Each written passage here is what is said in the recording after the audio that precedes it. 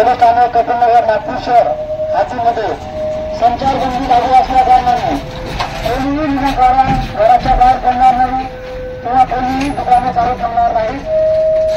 सार्वजनिक ठिकाणी 5 किंवा 5 पेक्षा जास्त व्यक्ती आल्यास आपल्यावर कायदेशीर कारवाई करण्यात येईल याची दक्षता घ्यावी। धन्यवाद।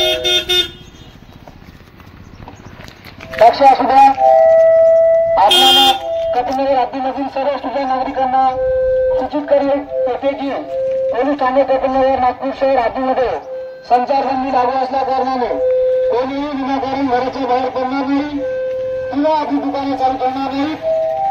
सार्वजनिक ठिकाणी 5 किंवा 5 पेक्षा जास्त व्यक्ती मिळाल्यास आपल्यावर कायदेशीर कारवाई करण्यात येईल याची दक्षता घ्यावी।